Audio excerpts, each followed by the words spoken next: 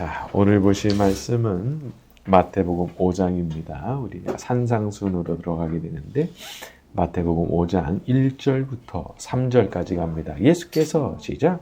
예수께서 무리를 보시고 산에 올라가 앉으시니 제자들이 나온지라 입을 열어 가르쳐 이르시되 천국이 그들의 것임이요. 자, 천국 곧 하나님의 나라는 이 심령이 가난한 사람들이 복을 받게 되는 나라입니다. 여기서 이 심령이 가난하다라고 하는 표현은 풀어서 보자면 영적으로 볼 때 아주 극도로 가난한 상태를 뜻하는 겁니다. 그러니까 영적으로 너무 피폐하고 가난한 거예요. 그러니까 이게 좋은 상태가 아니에요. 영적으로 너무 가난하단 말이에요.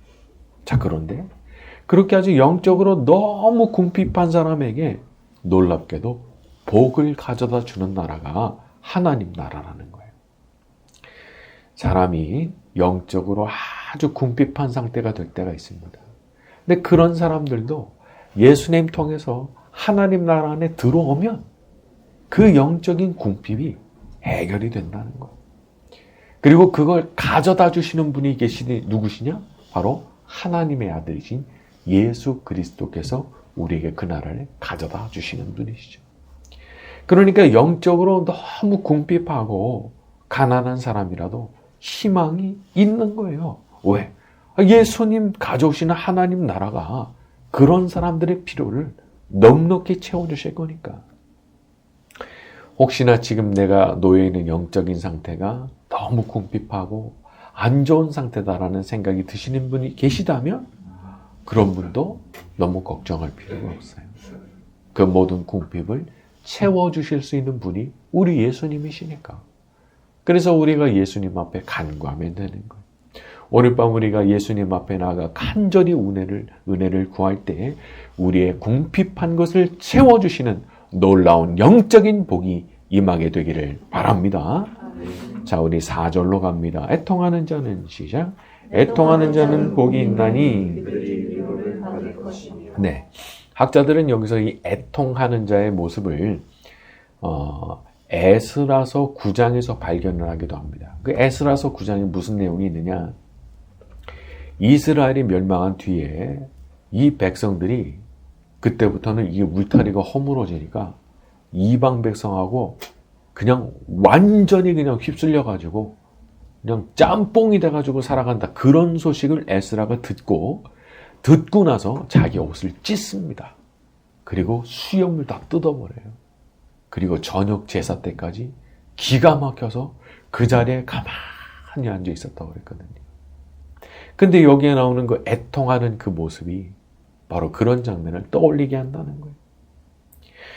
너무 슬픈 거죠. 이 나라가 혹은 우리 형제 자매들이 혹은 내가 사랑하는 어떤 사람들이 아주 엉망진창이 된 거예요. 그럼 거기에 대해서 너무 애통한 마음을 가지게 되는 겁니다. 자, 그런데 예수님께서 가져오시는 그 하나님 나라는 그런 사람들도 위로를 받게 되는 나라일 거라는 거예요. 그들이 위로를 받을 것이며. 여러분, 우리가 우리의 힘으로 그 어떤 사람들이 난장판이 된 거를 고치지 못합니다. 그 사람들을 우리가 고치질 못해요. 세상에서도 어떤 잘못이나 그런 게 드러났을 때 거기에 대한 대책으로 항상 제시되는 1번 대책 중 하나가 교육이죠, 교육. 이제부터 교육하겠습니다. 물론 교육이 좋은 것이고 안 하는 것보다는 낫겠지만은 생각해보면 교육이라는 게 사람을 얼마나 바꾸겠어요.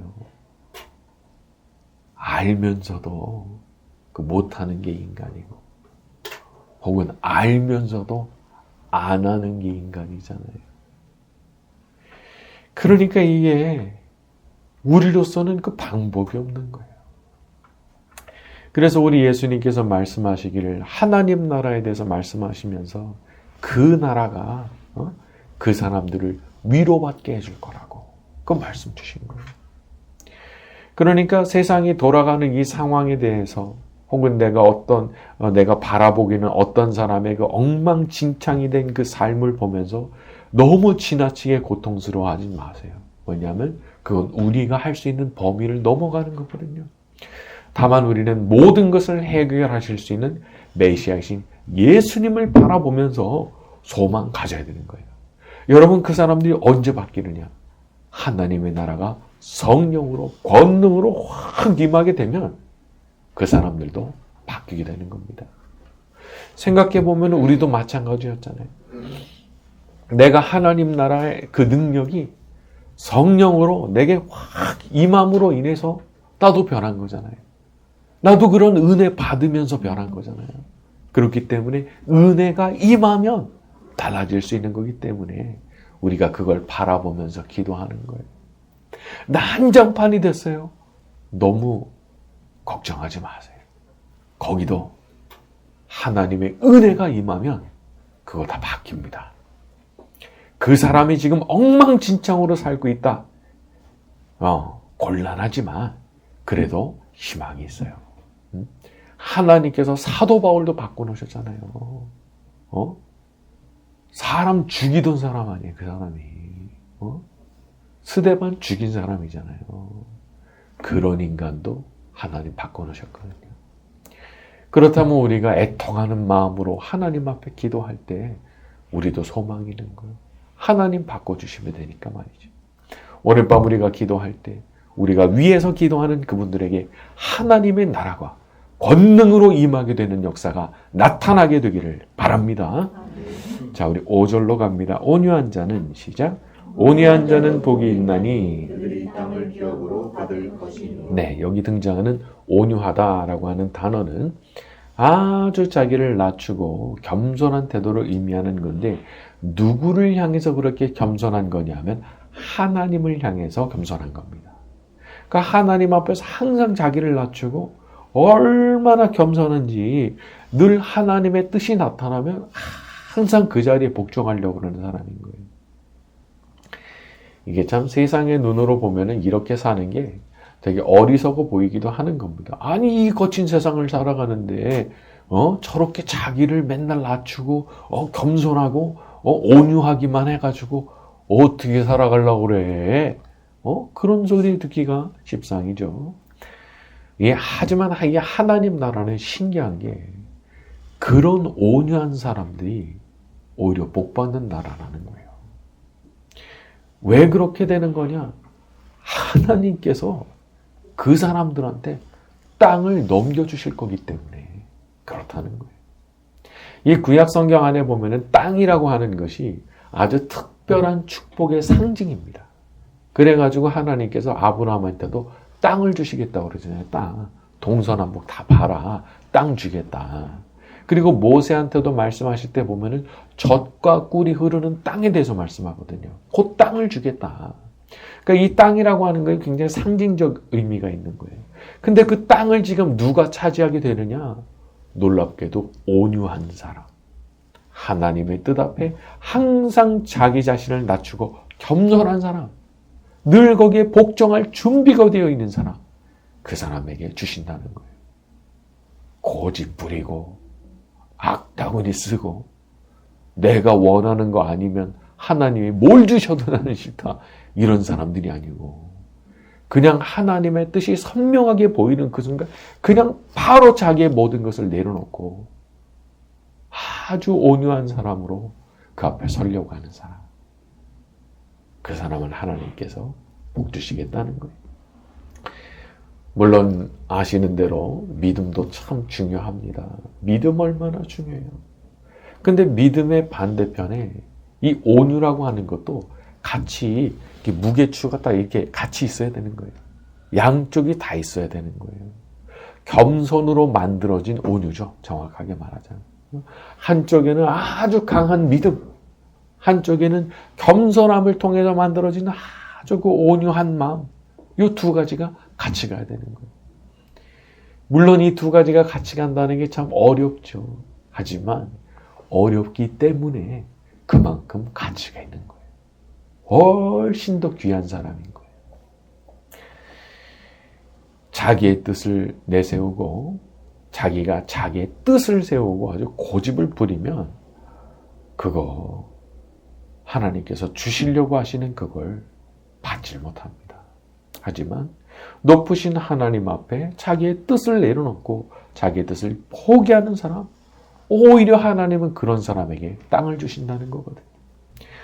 저와 여러분 모두가 하나님 앞에 그런 겸손으로 만들어진 온유함으로 하나님 주시는 그 땅을 기업으로 받게 되는 축복이 임하게 되기를 바랍니다.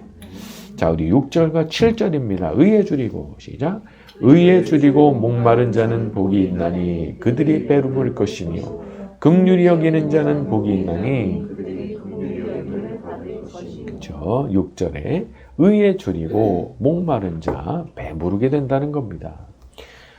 예수님께서 가져오시는 그 하나님의 나라는 정의가 충만한 나라입니다. 그에 비해서 우리가 살아가는 이 세상에는 너무 불의가 많죠. 공정하지 못하고 공평하지 못하고 힘 있는 사람들이 그냥 막 진실을 막 구부러뜨리면서 살죠. 마음대로. 특히 법을 잘한다고 하는 법률 전문가들이 그런 거 더 많이 하죠. 하지만 하나님 나라는 그런 게 없는 나라예요. 거긴 그런 게 전혀 존재하잖아요. 불이라는 게 단 1도 존재하지 않아요. 그냥 그 나라가 너무 우리한테는 참 복된 나라인 거죠. 거기는 불의가 없어요. 우리는 살아가면서 얼마나 불의 때문에 고통을 많이 당합니까? 그 나라 가면은 억울한 사람이 한 명도 없던 거예요. 억울한 사람. 그렇기 때문에 의에 줄이고 목마른 사람이라면 그런 사람들이 배부르게 되는 나라가 하나님 나라다 말씀하신 거죠.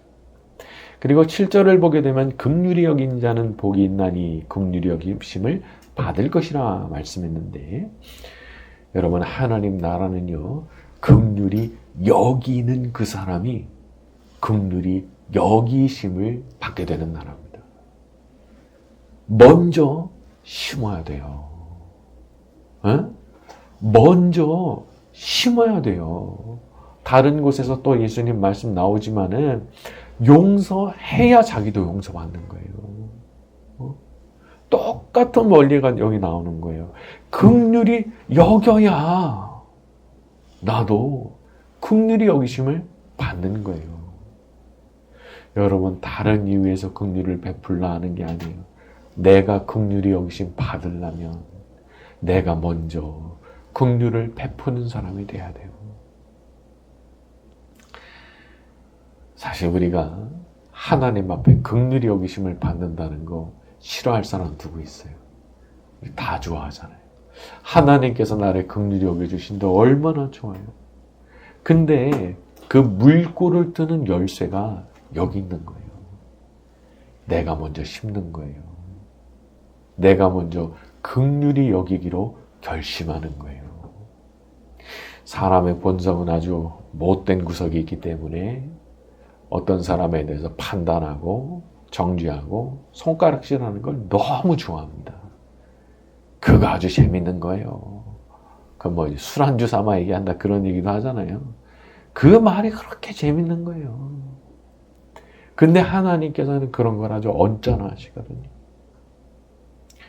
저도 참 이런 거를 몰랐어요. 바보처럼.